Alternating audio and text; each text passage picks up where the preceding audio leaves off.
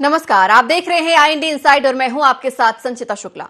मध्य प्रदेश में सरकार शिक्षा को बढ़ावा देने की तमाम कोशिश में लगी है, लेकिन निचले स्तर पर जिम्मेदार इन सरकारी कोशिशों को पलीता लगाया जा रहा है। हालात ये है कि स्कूलों में बच्चों को मूलभूत सुविधाएं भी मुहैया नहीं हो पा रही है, यहां तक कि बच्चों को बैठने के लिए पर्याप्त क्लासरूम तक नहीं है।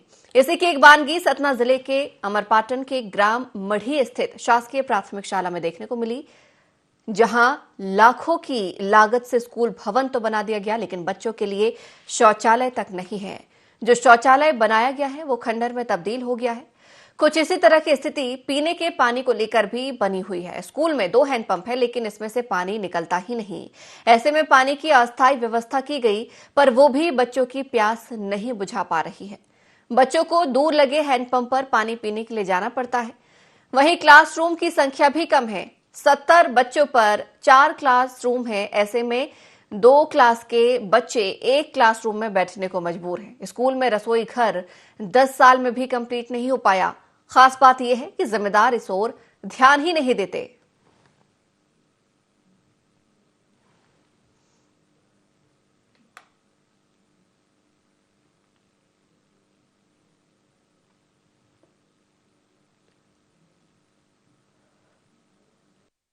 करने कहाँ जाते हो तुम लोग? स्कूल के पीछे। तो वहाँ चारा और अभी रहता तो डर नहीं लगती? 2 जन जाते हैं। हाँ, साथ में। क्या स्कूल में है बाथरूम? तो स्कूल में ताला लॉक रहता है। ताला लगा रहता है? हाँ। ताला नहीं खुलता कभी? नहीं खुलता। हाँ। और पानी पीने के लिए कहाँ जाते हो? उधर पास दूरी और मीटर थोड़ा कम। हाँ, तो क्या स्कूल में पानी व्यवस्था नहीं है? नहीं है। तो पानी के लिए बोलते हो तो क्या बोलते हैं सर लोग? सर लोग कहते हैं कि पी जाओ, पी लाओ वहाँ से। हाँ, कितने दिनों से बंद है? कितना दिन से? कम 1 साल से। 1 साल से बंद है। विद्यालय का मामला सामने आया जिसमें जो है बच्चों को जो है ना हैंडपम्प है ना शौच की सुविधाएं हैं सर। मैं इसका तुरंत परीक्षण कराऊंगा। जो भी उसमें दोषी होगा या कि जो भी उसमें प्रॉब्लम आ रही है पानी की, तो उसको दूर कराने का पूरा प्रयास करें। कक्ष कम है तो उसके लिए तो लिखा जाएगा AWP में अगले साल मार्च में जो बनेगी कि कक्ष और उपलब्ध कराए जाएं। मैं वरिष्ठ कार्यालय को लिखूंगा और मुआयना निरीक्षण भी करूंगा। 4 कक्षाएं में संचालित हो रही हैं। अब मैं इसके लिए भी निरीक्षण करूंगा। यदि कमी होगी तो इसके लिए BRC महोदय से मिल करके राज्य शिक्षा केंद्र, जिला शिक्षा केंद्र को पत्र प्रेषित किया जाएगा। तो सुना आपने जिम्मेदारों को। यहाँ पर जिम्मेदारों को भी अपनी जिम्मेदारी तब याद आती है जब इन्हें जगाया जाता है। इतने साल से ना ही निरीक्षण करते हैं, ना समस्याओं के बारे में जानने की कोशिश करते हैं। जब इनसे सवाल किया जाता है तब ये आश्वासन देके टाल देते हैं। इस खबर पर और ज्यादा जानकारी के लिए, चर्चा के लिए हमारे साथ हमारे सहयोगी अविनाश फोन लाइन पर जुड़ गए हैं। अविनाश, एक बार फिर से यहाँ की कमियों के बारे में आपसे जानना चाहेंगे।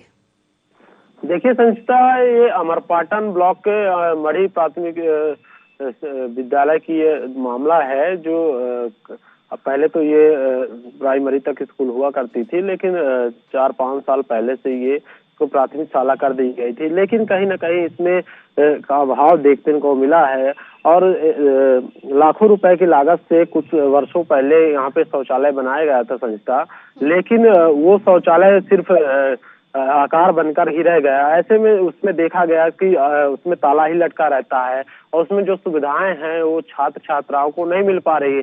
और ये भी देखा गया था कि चूंकि बारिश का भी समय होता है, स्कूल खुली रहती है और कोविड भी चल रहा था, तो ऐसे में जो बच्चे हैं वो शौच के लिए बाहर जा रहे थे।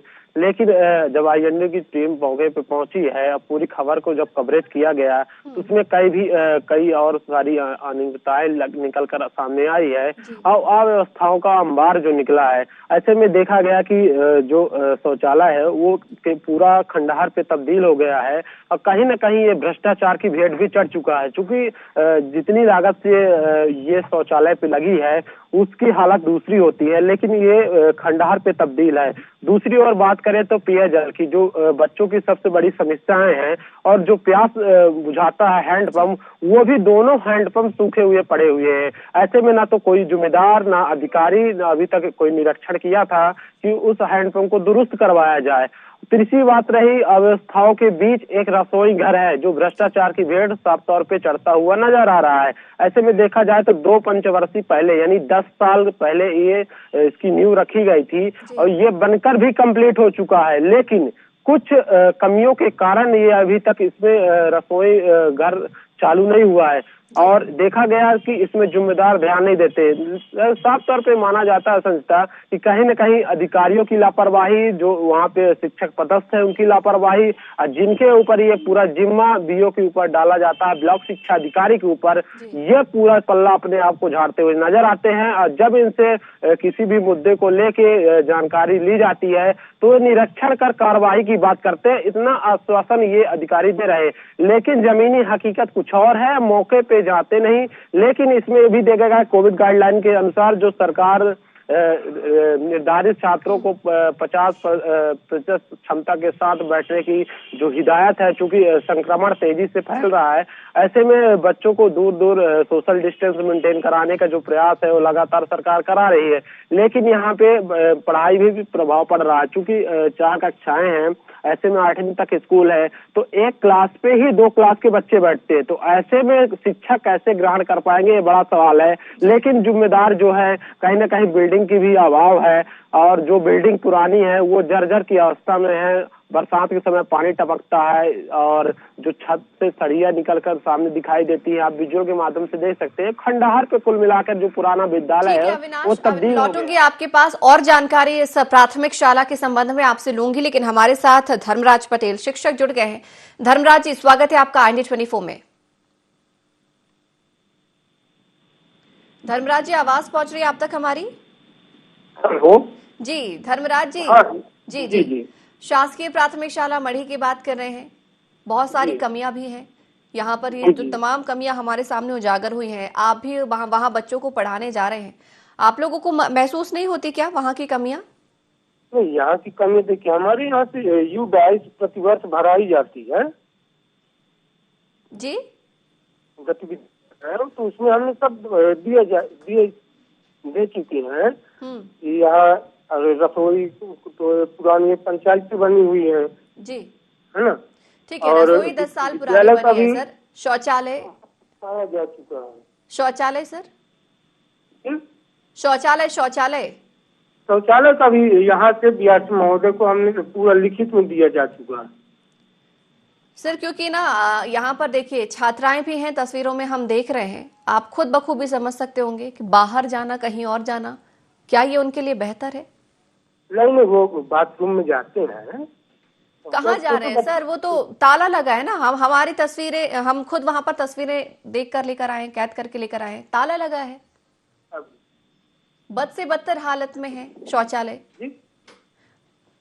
पीने के पानी भी नहीं है, पीने के लिए पानी भी वहां पर छात्रों ने बताया दूर जाते हैं। 2 हैंडपंप है, वो भी बंद पड़े हैं। हाँ, तो ये तो पंचायत की पानी की व्यवस्था है, वहाँ से बाकी पाइपलाइन जब नल चालू होता है दिन में।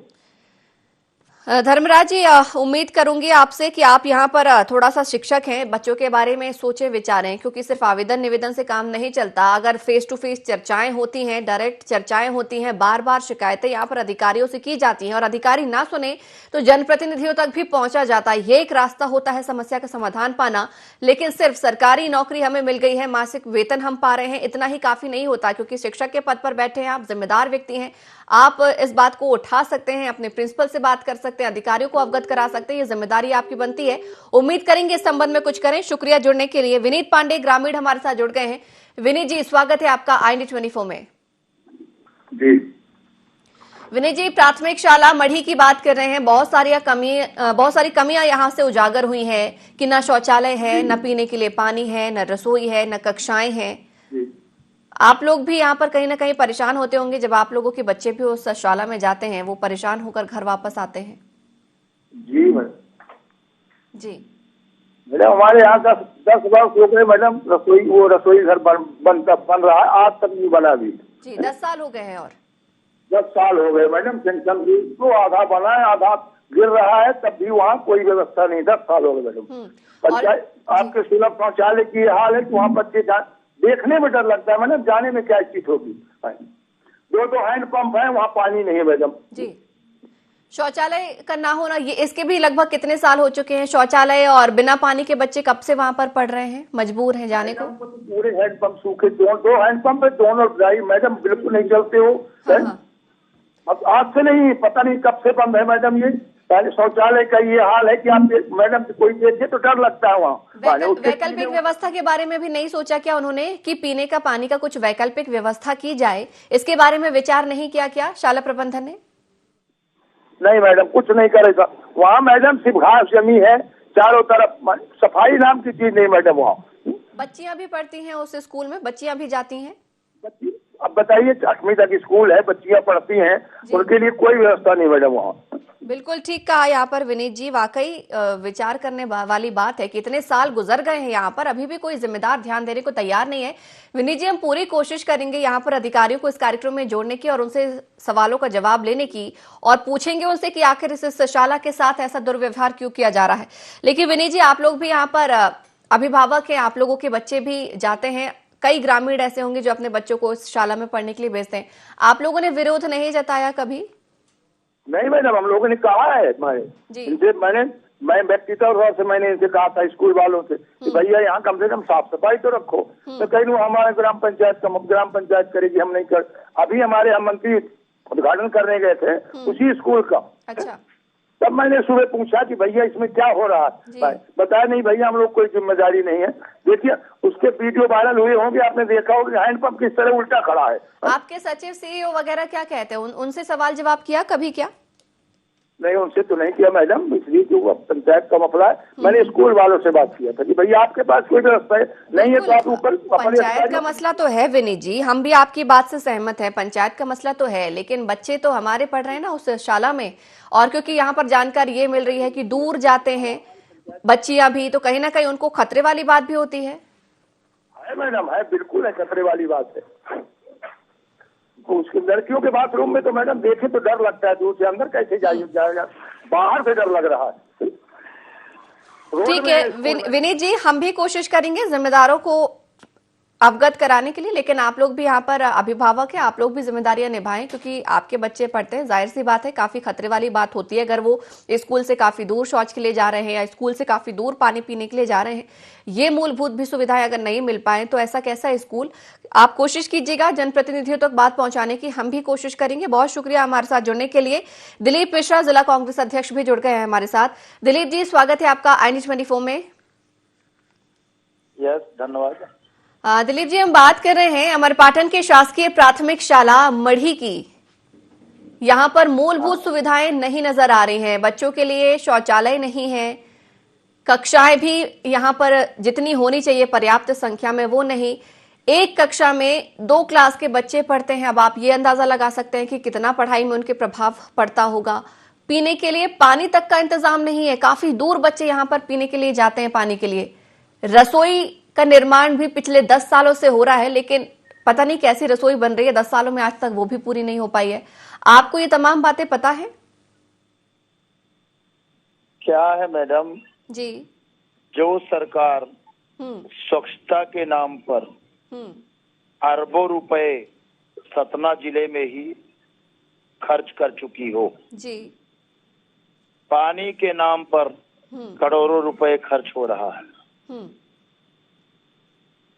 रसोई के नाम पर करोड़ों रुपए खर्च हो रहा है जी, और यदि उस स्कूल में जनपद पंचायत अमरपाटन के मढ़ी स्कूल में ये सुविधाएं नहीं हैं तो निश्चित ही सरकार की बहुत बड़ी लापरवाही है जी। और विगत 17 वर्ष में शिवराज सिंह जी के मुख्यमंत्रित्व काल में भारतीय जनता पार्टी की सरकार जी, सत्ताधीन है और जिस सरकार ने पानी या बिजली या रसोई या स्वच्छता पर ध्यान नहीं दिया जी, क्या ऐसी सरकार को इस प्रदेश में रहना चाहिए? जी, प्रथम सवाल तो हमारा ये है।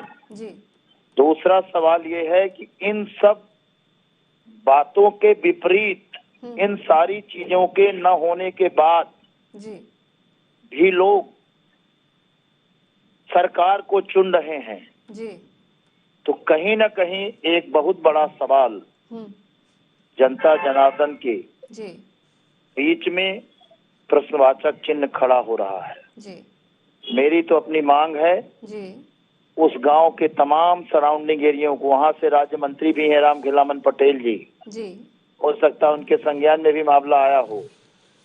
तो मेरा तो उस दिलीप गांव जी के लोग एक सवाल मेरा भी आपसे है, एक सवाल मेरा भी। ये बात तो हो गई नाकामी की, सरकार की नाकामी जो आपने गिनवाई, लेकिन क्या विपक्ष इतना कमजोर है कि एक साधारण से स्कूल में ये जो मूलभूत सुविधाएं हैं उसको भी ना दिला पाए? विपक्ष के कमजोरी और मजबूती की बात इस बात की नहीं होती। विपक्ष का काम है जनता की अदालत में समय समय पर आवाज को उठाना। उठाइए आप। लेकिन सरकार यदि काम नहीं करती उसमें विपक्ष अपनी बात को उठा ही सकता है, जिसे हम लोग बराबर आवाज उठाते रहते हैं और आगे भी उठाएंगे। इसमें तो सरकार की नाकामी है। उस क्षेत्र की जनता जनार्दन को आने वाले समय में ऐसा जवाब देना चाहिए कि ऐसी मूलभूत जो असुविधाएं हैं विद्यालयों में, इससे सरकार भूल जाए और दोबारा इसकी पुनरावृत्ति। ठीक है, हमारे साथ नरेंद्र त्रिपाठी, जिला अध्यक्ष बीजेपी से भी जुड़ गए हैं। नरेंद्र जी, स्वागत है आपका IND 24 में। जी धन्यवाद। नरेंद्र जी, हम बात कर रहे हैं अमरपाटन के शासकीय प्राथमिक शाला मढ़ी की, जहां पर बहुत सारी कमियां उजागर हुई हैं। शौचालय नहीं है, हैंडपंप 2 हैं लेकिन पानी नहीं है, काफी दूर बच्चे जाते हैं, शौच के लिए भी दूर जाते हैं। 10 साल से रसोई घर का निर्माण हो रहा है लेकिन आज तक पूरा नहीं हो पाया। कक्षाओं की भी कमी है, एक कक्षा में 2 क्लास के बच्चे बैठ के पढ़ते हैं। इन तमाम जो यहाँ पर सुविधा हो रही है, इस बात की जानकारी आप तक पहुंची है क्या? नहीं, आज तक इस विषय पे कभी भी कोई भी जानकारी हम लोगों तक नहीं पहुंची। जी। दूसरा विषय मैं आपको बता दूं कि अगर ऐसी कोई समस्या किसी गांव किसी ग्राम पंचायत पे है तो वहाँ पे हमारी नीचे सरकार होती है, नीचे हमारे सरपंच होते हैं, वहाँ पर सेक्रेटरी होता है, उनके बजट सेंक्शन होता है।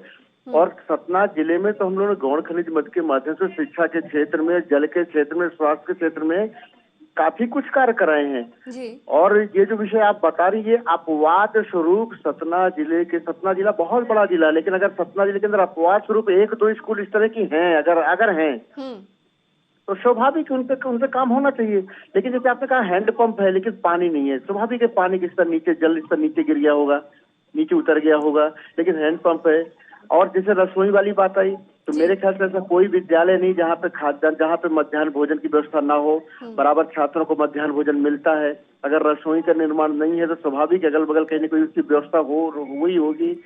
फिर भी मैं बहुत स्पष्ट तौर पे कहना चाहता हूँ कि जो लोग आज हमारी कमियां गिना रहे हैं वो केवल हमारी कमियां देख रहे हैं, वो हमारे काम और दूसरे काम नहीं दे रहे। अगर अमरपाटन विधानसभा के अंदर अगर मढ़ी गांव की प्राथमिक स्कूल की वो चर्चा कर रहे हैं तो उनसे पूछे कि अमरपाटन के अंदर तो लगभग 200 स्कूलें हैं, तो 200 स्कूलों में अगर 199 स्कूलों में व्यवस्थाएं अच्छी हैं तो एक स्कूल में नहीं है तो वो भी कमी पूरी होगी।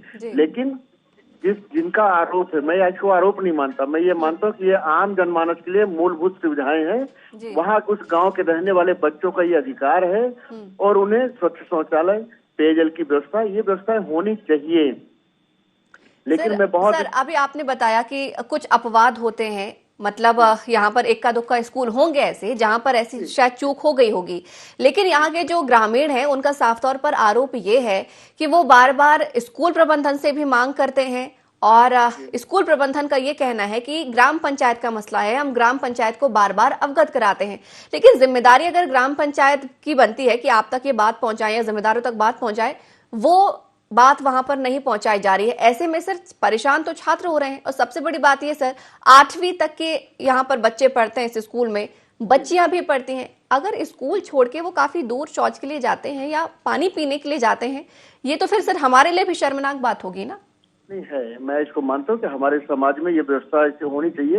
उन बच्चे हैं, बच्चियां हैं, उनकी अपनी सबकी मर्यादा है। और हम लोग तो वैसे भी मध्य प्रदेश सरकार ने घर घर शौचालय का जो कार्यक्रम लिया, अपने हाथ पे लिया, आज गाँव को घर घर शौचालय। लेकिन मैं आपकी बात से सहमत हूँ। मेरा सीधा आग्रह ये है कि जो हमारी ग्राम पंचायत है, जो हमारी ग्राम पंचायत के सरपंच है, उनके पास पर्याप्त फंड रहता है, उन्हें केवल अपना प्रस्ताव बनाकर देना है।